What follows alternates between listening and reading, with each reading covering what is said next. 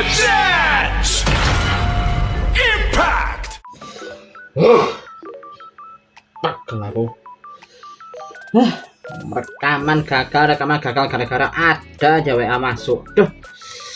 Sorry ya. Bismillahirrahmanirrahim. Assalamualaikum warahmatullahi wabarakatuh. Kembali lagi di channel Episode 2. Mohon maaf ya, aku mukanya agak marah-marah karena ya ini memang resikonya kalau aku rekaman bener-bener cuma modal pakai HP aja. Kalau tiap kali ada rekaman pasti bakal hancur rekamannya kalau ada WA masuk gitu, karena masih bakal kepotong sedikit suaranya. Aduh, memang resiko banget sih. Tapi ya udahlah, ini mumpung moodku masih belum rusak, jadi aku langsung rekaman lagi aja lah. Nah, udah berapa kali ini aku rekaman nih. Rekaman The Sets episode 34 ya, juga sekaligus jadi episode untuk debut fight dari Kamen Rider Zetsu Extreme. Jadi ya melanjutkan dari episode sebelumnya ya. Setelah Baku bisa dibilang bangkit lagi dari kematian dan muncul langsung dalam wujud Zetsu Extreme, ya orang-orang terdekatnya termasuk Minami juga langsung lega ya. Bahkan sampai Minami meluk Baku loh di situ. Dan ya ini cukup heartwarming juga ya, tapi ya dan juga wajar karena kan ya Minami juga satu-satunya keluarganya di Baku juga satu-satunya keluarganya dia kan. Jadi ya dia benar-benar bersyukur banget Baku ternyata masih hidup, dan bahkan meluknya kayak lihatnya kayak hangat aja sih lihatnya. Tapi sama Baku langsung didorong halus ya, karena Baku masih harus menyelesaikan misinya dulu. Dan pastinya sama si Nagumo ya, misinya apa ya, langsung ini mission Rescue Nemo, langsung bilang gitu sih. Baku itu keren sih. Akhirnya judulnya balik lagi ke judul bahasa Jepang, bahasa Inggris ya. Aku kemarin juga lupa bilang ya soal judul misinya ya, yang kalau kemarin itu jadi sekali pertama ya episodenya itu tajuk misinya itu jadi bahasa Inggris, karena sebenarnya bahasa Inggris terus, ini bahasa Jepang dulu episode kemarin, karena ya Baku kan nggak bisa bahasa Inggris kalau di aslinya kan. Dan ini karena dan di sini ada misinya balik lagi ke bahasa Inggris, yaitu Rescue Nemo. Jadi ini misinya tetap sama sih, cuma bahasanya aja diganti. Dan setelah itu ya udah si Baku langsung ngetuk kakinya ke lantai, dan langsung muncul tuh kayak kolam yang isinya bulan merah itu. Dan ini menurutku bagian ini bagian sinematografinya cukup epic sih, pas bagian si Baku langsung langsung menjatuhkan diri ke kolam itu, dan langsung dia langsung pindah ke alam mimpi. Jadi ya bisa dibilang dengan kata lain, di sini Baku itu bukan lagi masuk ke dalam mimpi dengan cara tidur, tapi dia benar-benar masuk langsung sama tubuh fisiknya. Jadi ya jadi dia benar-benar bisa masuk ke dalam mimpi secara utuh, nggak harus tidur dulu. Itu keren sih. Jadi benar-benar sesuai dengan deskripsi yang ada di Tere Bikun kemarin ya. Aku belum bahas Tere Bikun sih soalnya, tapi aku udah baca kok yang foto-foto majalah Tere Bikun terbaru. Karena memang kan di situ dijelaskan kalau Zetsu Extreme itu punya kemampuan bisa bertransisi dari dunia mimpi ke dunia nyata ataupun sebaliknya sesuka hatinya dia kan. Dan ini benar-benar sesuai loh. Jadi cukup praktis sih. Jadi dan juga ini juga satu bukti kalau form ini terlalu sakti sih. Jadi benar-benar ya itu. Jadi dia bisa transisi dari dunia nyata ke dunia mimpi ataupun sebaliknya sesuka hati dia tanpa harus tidur dulu gitu loh. Gila nih, Baku makin tambah OP jadi kalau dia pakai Zetsu Extreme. Dan juga ada sedikit aku mau bahas sedikit openingnya ya. Saya di bagian openingnya, dan bagian opening juga ini bicara soal opening ya. Pas bagian Baku menjatuhkan diri ini tidak mirip kayak di opening sih. Ada kan bagian si Baku yang merebahkan diri ke kasur, tiba-tiba langsung beralih ke Baku yang jadi kode number 7 di dunia mimpi. Ini itu sih katanya sih. Terus juga bagian opening juga ada yang berubah nih di sini. Jadi pas bagiannya si Zetsu Catastrom yang lagi Rider kan diganti sekarang jadi Zetsu Extreme, karena memang formnya udah debut duluan. Jadi ya wah itu keren sih. Tapi ya udah sih, kalau dari segi perubahannya cuma itu aja, nggak ada lagi. Dan aku mungkin sebelum bahas ke bagian utamanya, aku mau bahas bagian kecil dulu, yaitu soal kejadian dari serangan Deadly Nightmare sama Mold Nightmare sebelumnya. Itu ternyata akhirnya sudah terendus oleh pihak kepolisian, dan ini juga sampai bikin Pak Fujimi sama Nagumo dipanggil ke kantor kepolisian buat bahas soal ini, yang katanya semua kasus soal Nightmare ini bakal dikaji ulang lagi, dan untuk keperluan pengkajian ulang kasus ini, katanya divisi kasus aneh alias divisinya Pak Fujimi bakal diaktifkan lagi. Ini yang berita ini juga disampaikan oleh wakil kepala komisaris polisi ya, yang namanya adalah Kohei Nishihara. Jadi Pak Kohei memang yang menyampaikan hal ini. Kalau kasusnya udah genting, akhirnya jika memang benar-benar terbukti kalau Nightmare itu beneran ada, Akhirnya mereka bakal mengkaji ulang perkara Blacklist ini, dan untuk memudahkan itu makanya akhirnya divisi kasus aneh yang tepatnya Pak Fujimi dulu itu akan diaktifkan lagi. Jadi dengan kata lain, Pak Fujimi sekarang itu sekarang itu posisinya udah dipecat sama kepolisian, bakal dipekerjakan lagi sama pihak kepolisian buat menyelidiki kasus ini. Kaget aku tiba-tiba ada yang jatuh. Ya ampun, sorry aku udah agak kedisrek kalau tiba-tiba ada yang jatuh sama kaget aku.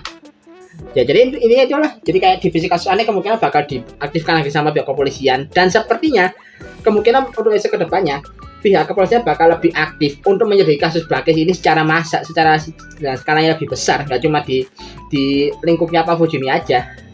Dan dia juga ya gimana ya, rahasia Pak Fujimi juga dia agak sengak juga sih di sini, kayak ya cuma kayak agak sedikit kurang respect sama perihal informasi sama Pak Kohit sih. Tapi ya menurutku cukup wajar sih ya, karena kan ya selama ini kan jadinya informasi soal Blacklist dan juga Nightmare kan bisa dibilang udah berkali-kali disampaikan sama Pak Fujimi ke pihak kepolisian, tapi mereka nggak pernah percaya kan. Jadi ya pas sekalinya kayak gini mereka langsung percaya, udah kayak baru ini kalau kalian bisa percaya ya, selama ini kan ngapain. Jadi kayak gitu, jadi kayak sikap skeptisnya karena jadi kayak agak sedikit disindir sama Pak Fujimi sini dengan kelakuan, dengan gimmick badannya dia agak sengak gitu sini. Jadi ya menurutku cukup manusiawi sih, karena kayak gimana ya, Pak Fujimi udah benar-benar bersabar kan, itu bukti kalau dia udah benar-benar sabar banget loh. Dia itu kayak gak dipercaya sama orang sekitarnya, terus ada kejadian baru mereka bisa percaya, ya wajar dia agak kesabarannya udah benar-benar di titik batasnya lah. Dan juga Nagumur sini juga dia pas tahu kalau divisi kasus aneh bakal diaktifkan lagi ya, juga dia bukannya keberatan, justru dia malah langsung menawarkan diri loh buat jadi pihak terdepan untuk jadi bagian dari divisi kasus aneh ini lagi, karena ya untuk langsung menangani kasus perihal para Nightmare ini, karena dia jadi dia kayak langsung menawarkan diri loh untuk langsung join secara sukarela. Kayaknya juga faktor ini sih ya, mungkin faktor karena fakta kalau teman SMA-nya dia itu join kode kayak si Koreha alias kode number 6. Dia kan lagi jadi bagiannya kode kan, yang notabene kan juga sedang dirawat sama Baku. Jadi ya kalau misalnya dia mungkin merasa kalau memang divisi kasus aneh diaktifkan lagi, dan kali ini benar-benar jadi permasalahan yang diseriusi sama pihak kepolisian, Nagumo kayak merasa kalau dia bisa lebih punya wewenang yang resmi untuk bisa mendekati posisinya Koreha seperti yang ada agennya kode. Kayak sih gitu ya mikirnya dia. Ya untuk pihak kepolisian gitu aja sih. Aku coba beralih bentar ke Minami ya, yang mungkin ya lagi mau bersihin kamarnya Baku, dan pas dia nyoba ngecek ke lemarinya Baku kan dia mendapati kalau gantungan bajunya huruf Z itu yang jadi kunci buat masuk ke Z-Room kan udah banyak lagi kan. Pertanda kalau akses ke Z-Room udah kembali normal. Dan pas si Minami buka itu ya dia agak sedikit terlena sih pada melihat kondisi Z-Room-nya sangat berantakan, dengan ada komputer di tengah, terus juga di sekitarnya banyak banget kaleng makanan kosong, dan juga beberapa banyak banget void capsule yang bergeletakan. Itu juga langsung disadari sama Minami sih kalau ini bukti kalau misalnya Baku itu benar-benar sudah berjuang keras untuk mewujudkan mimpinya ya waktu itu, yaitu menciptakan Zetsu Extreme Driver sama Extreme Rise Capsen. Jadi ya wow, itu kayak cukup. Juga backsound itu juga mendukung, ini backsoundnya sama kayak yang dipakai di episode kemarin kan, waktu si Baku menyelesaikan build-nya di dalam limbo Zetsu-nya dia. Tapi ya yang agak bikin salah mungkin perihal void capsule yang bergeletakannya ini. Sorry aku agak ngomong gitu, tapi ya itu kenapa void capsule jadi kayak tai kambing aja bergeletakan hitam kayak gitu. Ini ya itu lupa aja itu coba pengen random aja sih. Dan ini juga di layar monitornya juga terlihat kayak mungkin biasanya kayak mapping buat proses pembuatannya Extreme Rise Capsule ya, yang kalau dilihat sepertinya ya Extreme Rise Capsule ini terbuat dari gabungan antara semua kapsen yang dimiliki sama Baku, yang dimana kapsen ini udah di-upgrade sampai maksimal, sampai ke tingkat yang cukup tinggi menggunakan metode duplikasi kapsen. Jadi kan kapsen banyak itu kan bukti juga kan karena banyaknya void kapsen bergeletakan di sana, itu kan juga bukti kalau ini adalah sisa kapsen yang sudah diduplikasi kan. Jadi kapsen yang sudah diduplikasi ini bisa dibilang itu datanya itu dipakai untuk jadi ingredient agar si S19 kapsen ini bisa diselesaikan. Jadi memang bukti kalau kapsennya ini benar-benar sakti loh, karena mengandung kekuatan dari semua kapsen yang dimiliki sama Baku. Jadi mulai dari impact bahkan mungkin sampai ke atas sampai 2 mega kapsen juga itu ada di dalam satu kapsen ini. Jadi ya mungkin ini bakal jadi masuk akal kalau kapsennya benar-benar sesakti itu ya. Dan juga beralih bentar lagi ke Tri ya. Ini aku belum bahas soal Baku dulu, ini soal Baku bakal panjang, jadi aku mau bahas yang Pretty lagi dulu.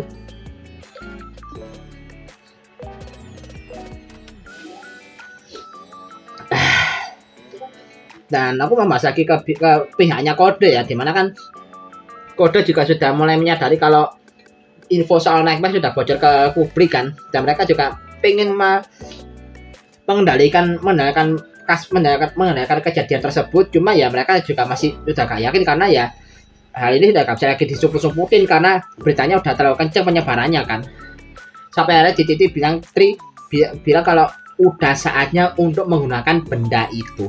Nah, benda itu apa maksudnya nih?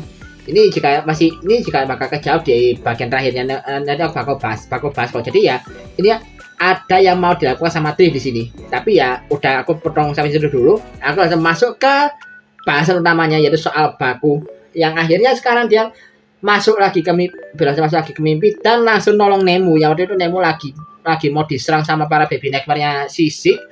Langsung tiba-tiba kan baby nightmare-nya kayak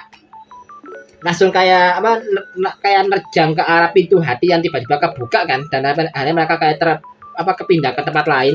Dan ternyata itu adalah ulahnya Baku. Dia kayak mengaktifkan tiga pintu hati sekaligus buat memindahkan baby nightmare ke tempat lain. Dan tempat lain itu adalah tamannya The Lady, dimana di situ juga ada The Lady sama Odaka kan di sana, yang juga lagi struggle buat ngadepin baby nightmare yang ada di sana. Nah, karena di situ baby nightmare udah dikembalikan ke sana juga, Odaka inisiatif kan minjam si Phantom kapselnya si The Lady buat dipasang ke belakang pasarnya dia buat langsung finishing, dan udah langsung semua baby nightmare-nya udah langsung hancur satu juga. Tapi ya buset sih, bahkan jadi bukan cuma sekedar kayak buka pintu hati suka hati loh, bahkan Baku juga bisa membuat orang-orang NPC fans yang ada di tempatnya Nemo itu bisa kayak dihilangkan biar mereka nggak ikut terlibat. Jadi buset, ini lucid dream-nya Baku udah sesakti ini ternyata kalau bisa dibilang. Ya sih, yang lainnya juga suka seneng kan, akhirnya langsung mengubah lagi tempatnya itu ke tempat sabung nightmare-nya dia. Bahkan Nemo juga ikut dikurung di sini kan. Dan ini juga langsung terjadi pertarungan cukup sengit ya, yang cukup menarik antara Sik sama Baku dalam wujud manusia, dan mereka saling adu tembak. Itu keren sih koreografinya. Dan aku nggak expect lo bisa ada koreografi kayak gini di Kamadra Setsu, dimana koreografinya bener-bener kayak ala film spy gitu, kayak John Wick lah, terus juga James Bond, atau mungkin juga film adu tembak kayak Wanted. Itu buset, bener-bener adu tembaknya sengit banget lah, apalagi jika pas bagian dimana mereka itu saling memunggungi, terus mereka kayak nge-reload senjata masing-masing. Itu keren sih.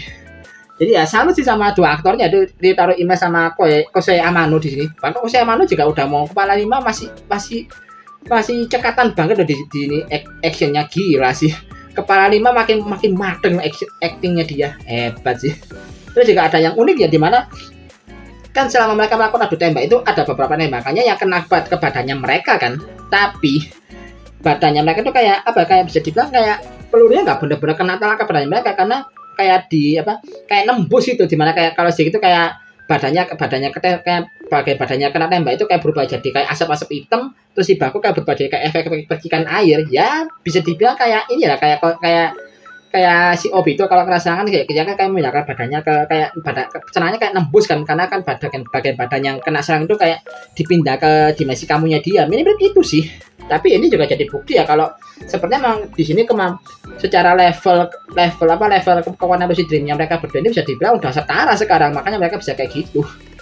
Ini juga ya Bagus juga makan ini karena dia pengen maksa Sik buat menjawab semua pertanyaan dia kan. Ya ini mau diinterogasi secara keras lah, tapi ya karena Bagus juga sepertinya merasa kalau Sik gak akan mau buka mulut, ya udah dia langsung dia langsung nembak pistolnya sisik biar pistolnya itu kepental, dan langsung dia muter si Extreme Rise Capsule dia ke badannya sisik, dan langsung di situ muncul sebuah pintu yang bentuknya kayak pintu hati pada umumnya, tapi kayak lebih mewah bentukannya, bentuk pintunya.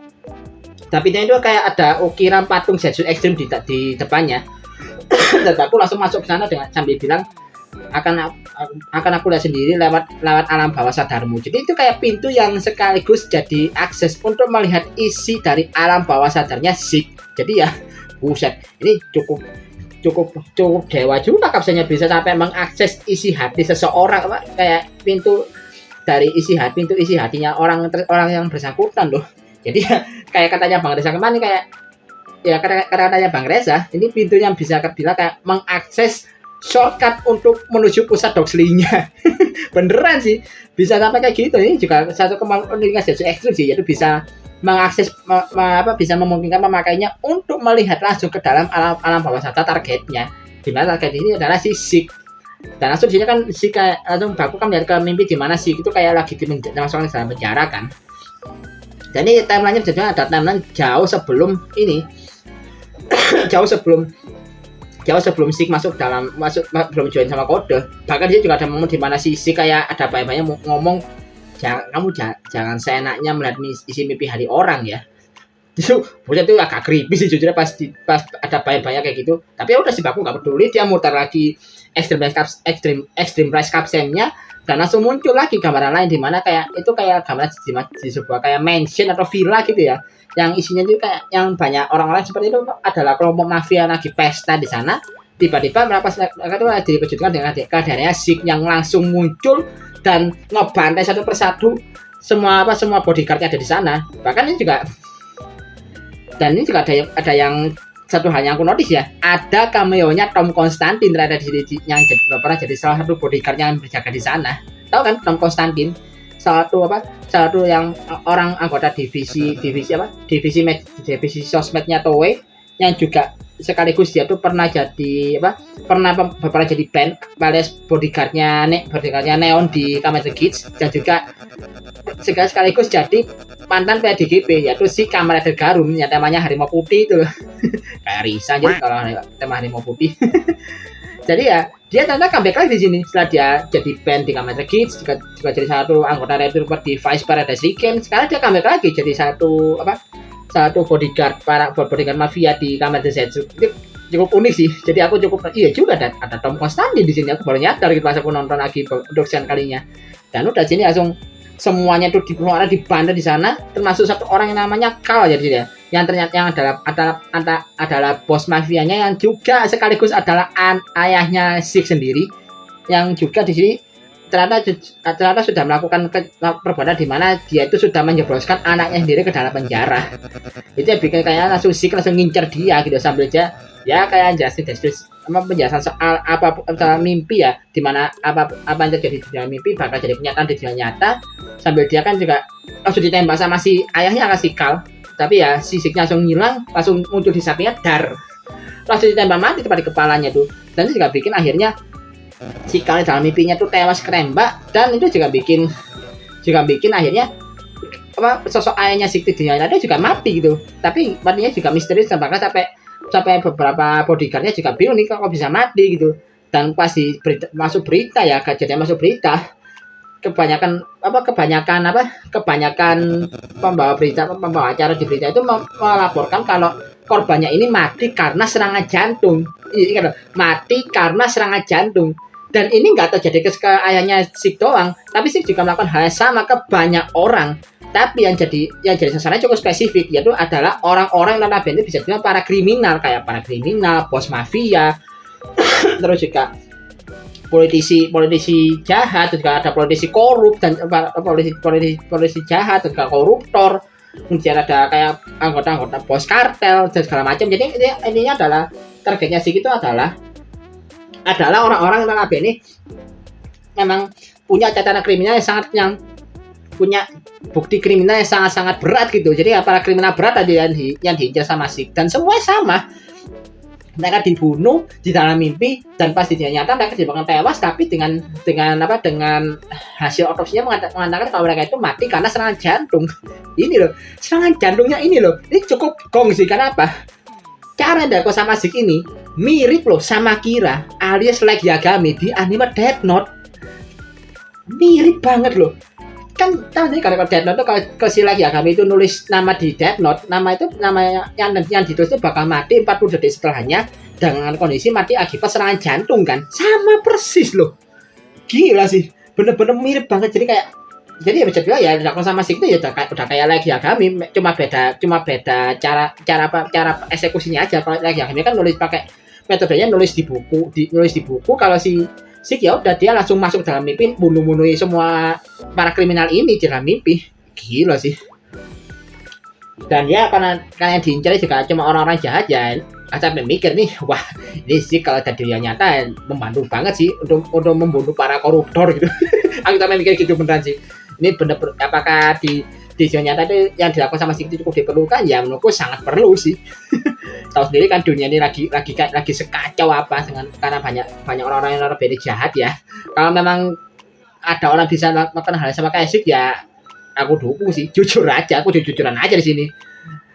Terus apa lagi ya? Dan juga aku balik ke ceritanya di mana ternyata semua seiring banyaknya orang yang dibunuh sama Zeke dalam mimpi, yang berarti kan ini juga jadi bukti kalau Zeke itu masih si Dreamer udah se-OP itu bakal sebelum dia join kode. Itu juga sekaligus membuat hukuman penjara dia ditambah seiring dengan banyaknya korban yang sudah ketahuan. Mulai dari tambah 50 tahun penjara, 100 tahun penjara, 200 tahun penjara, bahkan sampai ke titik tertingginya itu 1000 tahun penjara. Ya alias simpelnya itu penjara seumur hidup. Jadi ya benar-benar itu jadi awal kenapa kok si Zeke itu bisa sampai jatuh hukuman 1000 tahun penjara ya karena ini ternyata. Apa juga ternyata dari aksinya Zeke itu juga ternyata dia juga bisa sampai ngesamen beberapa benda-benda berharga dari para korbannya kan ke dalam selnya dia gitu. Mulai dari kalungnya ayahnya dia, terus juga gepokan duit yang dimiliki sama beberapa korban yang dia bunuh, bahkan sampai lukisan berharga ada loh di dalam selnya dia. Dan ini juga sampai Zeke juga sampai bilang, ya, aku udah melakukan ini kok, tapi mereka sama sekali gak pernah mengeksekusi mati diriku. Sepertinya mereka itu bakal memang sudah meneliti apa yang sedang aku lakukan. Nah, mereka ini maksud siapa yang dimaksud sama Zeke ini? Sepertinya langsung di sini juga bagus langsung nyadar kalau mereka yang dimaksud sama Zeke itu adalah pihak kode. Nah, kenapa ini juga menjawab nih? Kenapa kok tindakannya Zeke udah sampai seperti itu, tapi kok kayak dia nggak pernah dieksekusi mati sama sekali? Karena ternyata sepertinya dia memang lagi diawasi sama kode. Kode tahu kalau ini juga mungkin jadi awal dari terciptanya metode dream learning. Yaitu dari meneliti apa yang dilakukan sama Zeke. Karena Zeke tidak kemampuan lucidnya sudah setinggi itu, maka sama kode kan mencoba diteliti biar mereka bisa menciptakan metode yang sama yaitu dream learning. Dan karena jika ini Bako merasakan nightmare apa yang ada di dalam tubuhnya si Zeke yang bisa sampai membuat Zeke itu kayak gitu. Makanya itu akhirnya dia memutar lagi Extreme Rush Caption dia untuk mencari tahu siapa sosok nightmare yang ada di dalam dunia Zeke ini, dan terjawab kalau sosok nightmare ini nggak bukan adalah si Punish Core Nightmare alias siapa si Panichan yang sering dibilang sama si Zeke. Dan tambah juga di sini juga si Punish Core Nightmare juga kayak mau masukkan si ke dalam sebuah Iron Maiden ya kayaknya. Ya, karena buat memberikan mimpi burung yang lebih mengerikan lah ya, tapi ya kayak biasa-biasa aja gitu reaksinya. Bahkan dia bilang ya kayak dia merasa kayak nggak ada bedanya kan kalau juga di dunia sama aja kayak mimpi buruk gitu. Jadi itu juga bikin si Punish Core Nightmare juga heran kok dia nggak takut gitu. Terus tiba-tiba sama si Zeke itu si Punish Core Nightmare ikut ditarik masuk ke dalam Iron Maiden, itu cukup ngeri sih. Langsung Iron Maiden nutup agak lama, terus juga buka, langsung Iron Maiden yang buka lagi, dan tanpa Zeke-nya udah agak coba-coba karena badannya ketusuk-tusuk duri di dalam Iron Maiden dia ya. Dan ada bagian di badannya Zeke itu kayak tato naga yang jadi bukti kalau dia sama si Punish Core Nightmare sudah menyatu menjadi satu entitas tunggal. Jadi dengan kata lain, Zeke itu sudah mengorbankan dirinya sendiri agar bisa bersatu dengan nightmare-nya sendiri, yang juga bisa membuat dia bisa hidup selamanya di dalam dunia mimpi. Ini ngeri sih jujur aja. Jadi ini juga jadi awal yang cukup menjelaskan ya kenapa kok Zeke bisa kayak gitu, dan juga menjelaskan kenapa kok standby suaranya si Kamado Dono adalah Nightmare Rider. Karena memang ya kekuatannya memang dari nightmare-nya langsung gitu ya. Nightmare udah nyatu sama dirinya Zeke. Ini gila sih jujur aja. Bahkan ya setelah itu juga akhirnya Zeke juga ngomong kan alasan kenapa dia kayak benar-benar terobsesi buat ngincar Nemo. Karena kan Nemo adalah replika nightmare yang bisa membuat para nightmare berevolusi. Yang kalau menurut sudut pandangnya Zeke itu, ya hal tersebut itu adalah dosanya Nemo yang notabene sebagai replika nightmare karena segitu. Jadi kayak mau coba diintimidasi pakai kata-kata intinya ya, tapi sama Baku coba di counter ya dengan bilang jangan menghina mimpinya Nemo lebih jauh lagi ya, dan dia juga bilang kalau dia bakal melindungi mimpinya Nemo ya, kayak basa-basi MC sebelum bertarung lah ya simpelnya. Dan kan ada Zeke juga langsung balas dengan bilang mimpi buruk akan melampaui mimpi, sambil dia ini berubah ke wujud kamar down. Dan dibalas juga sama Baku yang bilang mimpi akan melampaui mimpi buruk. Sembari dia akhirnya juga ikut berubah, dan ini juga jadi kali pertama di belakangnya sekuens perubahan dari Kamen Rider Zetsu Extreme yang sebenarnya cukup simpel dan gak aneh-aneh, tapi kesan epicnya tetap kerasa di sini. Apa juga Henshin pose-nya Baku kan beda lagi di sini. Jadi kan benar-benar semua formnya Baku itu Henshin pose-nya itu beda-beda loh. Dari PC comeback nolom, terus juga Esprim, lalu Paradigm, sampai ke Inazuma Plasma, karena Storm Order sampai Extreme, semuanya beda-beda loh. Kok Henshin pose-nya itu keren sih. Terus juga ini juga kata-katanya Baku juga mirip sama kata-katanya Zero secara dia nggak sadar tuh, yang bilang mimpi akan melampaui mimpi buruk. Itu juga kata-katanya Zero kan pas dia ketemu sama Zeke di dalam mimpi, sama persis loh. Dia kayak secara langsung kayak Baku mengulangi kata-katanya sama kayak diucapkan sama ayahnya sendiri loh. Ini cukup unik sih. Dan udah sih terjadi pertarungan sengit banget antara Kamen Rider Down dan juga Kamen Rider Zetsu Extreme. Dan dia juga ini bener sih katanya Bang Reza, membingungkan, memusingkan tapi epic. Bener itu kata-kata bener sih. Emang itu aku rasain dari pertarungan Zetsu Extreme sampai aku harus lihat berapa kali tuh biar bisa paham sama battle-nya. Ini bener-bener musingin loh jujur battle-nya ini. Karena ya banyak ya gimana ya, kalau battle awalnya ya masih sama ya, cuma kayak adu jotos masing-masing lah ya. Terus juga ada momen di mana mereka kayak Baku itu kayak ubah tempatnya ke sebuah taman, terus pas dia mau nonjok si Kamen Rider Down kan kayak ngeluarin perisai dari tanah, terus mereka balik lagi ke dalam penjara, ke dalam dimensinya si Zeke, langsung tiba-tiba langsung si Zetsu Extreme ditusuk sama Dawn dari belakang. Tiba-tiba kayak tempat sekitarnya berubah lagi, balik lagi ke tempat di mana si Kamen Rider Down mau ditonjok sama Baku, dan karena di sini si Kamen Rider Down belum siap, dia langsung kepental gara-gara kena tonjokannya si Zetsu Extreme. Itu kayak bikin ya, perasaan aku udah bunuh kamu udah aku bunuh deh. Dia sampai mikir kayak gitu, bingung kan. Sama Baku juga simpel aja, dia jalan kekuatan mimpi buruk ternyata cuma segitu, sambil agak sedikit dinyak gitu. Akhirnya terjadi lagi kan kayak balas-balasan serangan. Dan dia juga ada momen di mana si Baku sempat mutar kapsemnya si Zeke ya, terus dia di finishing lagi, tapi ngelup lagi ke bagian titik di mana si Kamen Rider itu tergeletak habis kena jotos. Dia langsung terbukti ternyata sama dari kata-kata Baku terbukti ya, oh kamu habis bermimpi mengalahkan aku ya. The hell.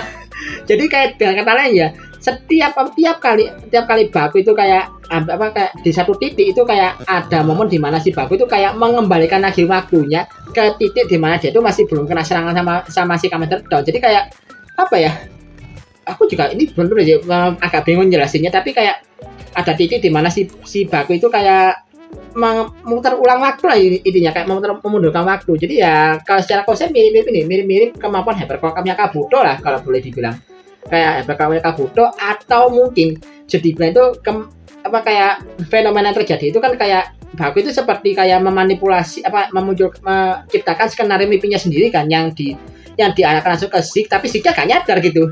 Jadi ya itu juga mirip kayak ini, kayak dibandingkan kayak adu genjutsu sih, lebih spesifiknya kayak ini, kayak kemampuan Izanagi yang seperti dilakukan waktu Danzo lawan Sasuke itu ya, pasti Danzo nge-spam Izanagi. Nah kayak gitu.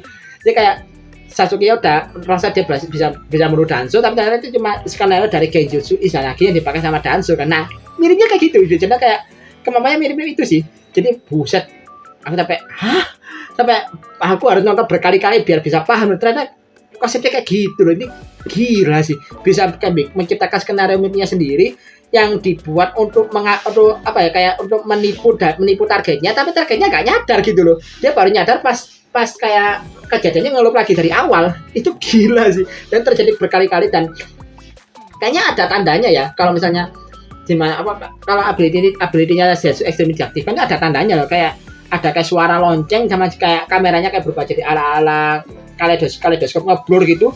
Nah, itu sih kayak tanda ya kalau misalnya Baku itu memang lagi memerangkap si kamar The Dawn tuh ke dalam skenario mimpinya dia. Tandanya kayak titik poinnya di situ sih kalau aku lihat ya. Terus kayaknya si mau balik lagi tempatnya ke dalam penjara nightmare dia, tapi langsung dicegah sama Baku kan, sambil bilang tidak akan kubiarkan kamu senanya mengubah mimpiku lagi. Langsung diubah menuju jari ke bawah dan langsung berubah kayak semacam apa, kayak platform tangga gitu ya yang ada di tepi pantai. Dan itu jelas ini Baku juga melakukan tindakan biasa dilakukan sama para MC Kamen Rider lah ya, yaitu kayak berusaha menyadarkan Zeke lah ya.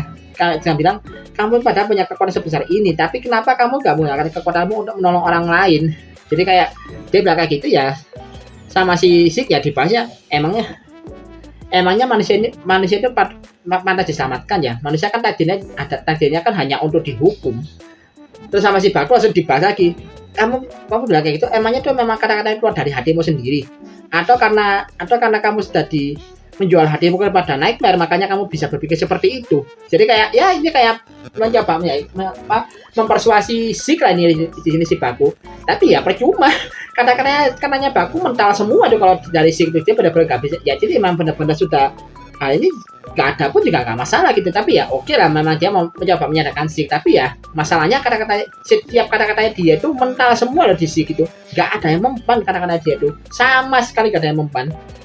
Jadi ya jadi bisa juga ya bacot no jutsu atau ceramah no jutsunya Zeke itu percuma, ceramah no jutsunya Baku percuma di sini, karena Zeke udah benar-benar gak bisa diajak omong baik-baik lagi. Dan ya karena udah kayak gitu, apalagi juga sampai Baku kan ngomong mereka terakhir, kamu sebaiknya menyerah. Jadi kayak tapi ya Zeke ya tepat ke nggak mau nyerah, dan dia langsung malah nyerang Baku. Dan ya udah, akhirnya si Baku gak punya pilihan lain, dia langsung akhirnya mereka melakukan matikan finishing masing-masing ya. Dan akhirnya terjadi adu rider kick di sini, adu antara punish shoot di end-nya si Kamen Rider Dawn diadu sama ini Extreme Great Banish ya. Extreme Great Banish-nya si Kamen Rider Zetsu Extreme. Dan Pak ini juga cukup unik, cukup keren sih pas mereka adu rider kick itu. Tapi ya pas mereka lagi adu rider kick, tiba-tiba kayak Baku itu memutar lagi Extreme Blast Capsule-nya kan, untuk menunjukkan fitur full rise ya kalau namanya, dimana kayak Baku itu beralih ke dalam kayak semacam ruang kosong gitu yang ada kayak gelembung-gelembung air yang isinya itu adalah beberapa adegan dari kejadian yang sudah dialami sama Baku sebelumnya. Dan Baku kayak milih satu titik dimana si Kamen Rider Dawn itu baru mau acang-acang finishing, dipilih itu langsung Baku nyebrkan diri ke air lagi, masuk ke dalam sana, dan Baku langsung kembali lagi ke titik di mana si Kamen Rider Dawn baru mau finishing. Dia baru acang-acang doang gitu. Jadi ya ini jawabannya kenapa kok Baku bisa kayak mengembalikan waktu, karena pakai kemampuan full rise ini yang namanya dia bisa kembali ke titik waktu tertentu untuk mengulang waktunya biar dia bisa kayak mempermainkan musuhnya.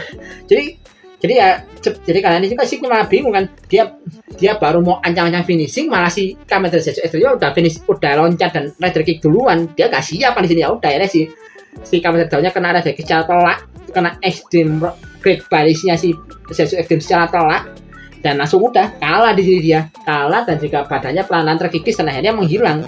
Dan sebelum hilang juga si kan ngomong kan kalau aku belum pernah merasakan mimpi buruk semengerikan ini, tapi ngomongnya sambil cengengesan juga. Jadi memang tambah sakau dia kalau kena mimpi buruk ini. Dan ya udah, Zeke-nya hilang dan Zetsu Extreme akhirnya menang di sini.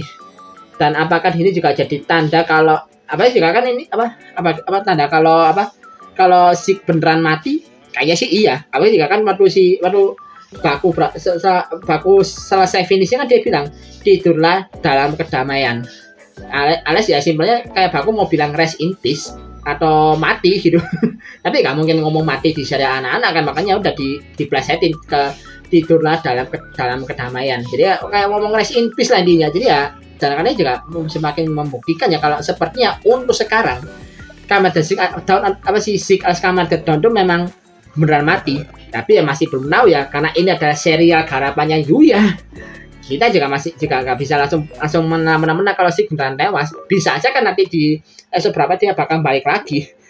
Ya ini memang tidak hanya Yuya juga kan, yaitu mengembalikan karakter itu kayak dia ada caranya buat membalikan lagi karakter yang sudah wassalam di serialnya gitu loh. Ya mereka kayak Kirya sama Kuroda di Exit, Jin di Zero One, terus juga Miki Naga di Kids. Sama juga ya kayak dan juga sama juga nih mungkin ya di sih juga bakal kayak gitu, bisa balik dengan cara tidak terduga nantinya. Lalu karena udah sini juga akhirnya Nemo juga yang lagi ke perangkap juga balik lagi ke kantor agensinya dia, dan juga bahkan dia bilang juga apa penjara nightmare tempatnya Sik itu tempat nongkrongnya Sik itu juga ikut hilang di sini ya. Jadi kemudian kalau memang Sik itu sudah benar mati karena sepertinya penjara nightmare ini juga adalah alam bawah sadar, adalah limbonya si Sik sendiri. Jadi karena Siknya mati ya udah penjara nightmare-nya juga ikut hilang di sini. Dan akhirnya Nemo balik ke tempatnya dia, ke kantor agensi dia. Ketemu lagi sama Baku juga di sini juga ngomong kalau dia tuh kalau mimpi itu bukanlah dosa, melainkan keinginan terdalam manusia untuk mewujudkan harapan mereka. Dan juga dia ngomong sambil berharap juga, dia ngomong kalau dia berharap kalau Nemo bisa bermimpi indah lagi mulai sekarang. Ya cukup manis menurut temannya, juga dibayangkan kalau taman bunganya The Lady kan juga kembali normal kan di sini. Bahkan sampai juga kayak menunjukkan kayak kata-kata The Lady sama Odaka yang sepertinya kayak berterima kasih pada Baku secara gak langsung ya. Tapi juga Odaka ngomong lagi-lagi orang itu sudah menyamakan kita untuk lagi-lagi orang itu sudah menyamakan kita lagi. Dan ngomong sambil senyum pula, ini jarang-jarang kalau lihat Odaka bisa ngomong sambil senyum kayak gitu. Sasuga di senpai menahan Dogsley ini. Ya makanya itu bener sih, karena yang bagus itu Dogsley jangan ditahan-tahan, udah kayak gini masih tahan aja. Dan itu kayak ya ini kayak jarang aja sih lihat Odaka bisa senyum kayak gitu, cukup langka sih momennya. Dan ya udah semuanya berakhir baik, tapi ya nggak semuanya. Aku membahas yang seperti aku tanda yaitu soal tidak kayak Tri. Jadi langsung digambarin kalau Tri itu kayak lagi buka sebuah koper yang isinya itu kayak sebuah alat yang mirip Lord Invoker dia dibilang ya. Sambil dia kayak megang kapsen yang isinya itu isinya itu kayak bulan merah kropos itu, bulan merah cekung yang ada dalam mimpi. Dan dia kan bakal bilang kalau dia bakal mengaktifkan saatnya kita ubah adalah mimpi itu, kode Somnia. Jadi ya bisa dibilang ini benda itu yang dimaksud adalah kode Somnia itu sendiri yang mau diaktifkan sama si Tri. Lewat kapsen tadi ada kode Somnia kapsen yang dipasang sama si Sik, dan dipasang ke alat itu udah diaktifin. Dan aku masih penasaran sih bakal gimana nih efeknya. Tapi karena sepertinya ya kalau aku lihat dari previewnya, kemungkinan kode sekarang itu tujuannya adalah satu, yaitu merealisasikan prekognitif dreamnya Baku. Yang Baku mati ditembak sama Tri itu mau dibuat mau dibikin jadi kenyataan sama kode untuk menghabisi Baku tentunya ya. Karena ya kalau dia jadi preview juga rencana kode sebenarnya juga bakal dimulai, yang juga sebenarnya bakal banyak orang-orang yang kena pengaruh juga ya. Dan juga Baku sama Nemo juga lagi-lagi diincar sama kode, dan kali ini Five sama Six kembali lagi untuk mengincar mereka. Jadi ya sebenarnya Five udah bisa bertugas lagi, juga Six juga sudah pulih dari opnamenya dia, dan langsung ada ini pertarungan antara ini Kamen Rider Zetsu Extreme lawan Lord Six ya di sini. Terus juga ada momen di mana si Baku lagi ditodong pistol sama Tri. Ya, tapi ya yang sebenarnya dia memang bakal mau ditembak mati lagi sama si Tri, sama kayak di prekognitif dreamnya Baku dulu. Wow, gila. Bener-bener anjir, udah mau 40 menit aku ngomong, gila sih ini memang bener sih emang. Ini episode memang benar-benar cukup gila, cukup banyak yang dibahas. Dan ini juga aku bikin skripnya aja panjang banget di skripnya ini. Memang banyak poin-poin pentingnya cukup dibahas, dan juga aku cukup salut ya sama episode 34 ini. Karena apa? Mereka bisa menampilkan secara detail soal masalahnya Sik tanpa ada yang disebut-sebutin lagi, tapi mereka juga bisa memaksimalkan durasi waktu yang ada gitu. Cuma berapa menit tapi mereka bisa menjabarkan semuanya, bisa mereka kayak gini. Jadi kayak dibuat kayak kayak semacam semi footage gitu lah, jadi cukup semi montage gitu ya, kayak ya bisa dengan mereka kayak gini bikin flashback yang ada-ada, kalau mereka cuma flashback lewat omongan, tapi mereka juga bisa bikin adegannya langsung lewat eksekusi yang cukup rapi. Ini cukup rapi loh, mulai dari eksekusi soal masalahnya sih, terus juga battlenya Zetsu Extreme sama Dawn juga gak kalah epic, apa juga diiringi dengan backsound baru kan, backsound baru yaitu yaitu kickstart yang dinyanyikan sama back on. Itu juga bikin semuanya makin epic loh. Apalagi juga bisa dia penempatan BGM-nya juga tepat gitu loh. Kayak misalnya momennya harus hening, ya udah lagunya di stop, tapi kalau momennya intens lagi, lagunya disetel lagi, itu bisa dia pas banget loh penempatannya. Jadi gila sih. Jujur aja aku bahkan bisa bilang ya, kalau Zetsu Extreme ini kalau untuk debut battle-nya, debut fight-nya itu juga jadi salah satu yang terbaik di era Reiwa loh. Bahkan mungkin hampir menyamai epicnya hampir menyamai debut fight-nya Cross Saber kan secara form kan memang sampah kan ya, aku juga udah pernah bilang. Tapi kalau dari segi debut fight-nya Cross Saber itu masih jadi yang terbaik loh, terbaik bersanding juga sama Zero Two kan. Jadi gila sih, kayak Cross Saber, Zero Two, juga Kids Line itu semuanya bisa dibilang berhasil Zetsu Extreme itu bisa dibilang debut fight-nya itu seimbang sama mereka loh. Gila sih ini. Jadi ya, wah ini benar-benar penutupnya sempurna ya. Udah mah proses pembuatan itemnya sebagus itu di episode sebelumnya, debut fight-nya juga sebagus ini. Jadi benar-benar udah ini perfect sih untuk dua episode terakhir ini, yang untuk debutnya Zetsu Extreme benar-benar perfecto mamanya satu sih, asli. Tapi udah, aku daripada kebanyakan ngomong, aku bingung mau ngomong apa lagi jujur aja. Ini juga aku butuh waktu buat mikir kata-kata yang bisa aku ngomongin buat bahas ini, karena bener-bener bingung sendiri juga aku di sini. Jadi oke lah, sekian dulu untuk video kali ini. Like dan share video ini kalau suka dengan video ini. Subscribe juga channelku kalau suka dengan channel ini. Kalau ada lokal koneksi dengan makanan juga bisa di kolom komentar, dan kalau masih cuma tambah juga bisa klik link terakhir di komentar di bawah. Akhir kata, assalamualaikum warahmatullahi wabarakatuh. Salam dari Pelajaran 12.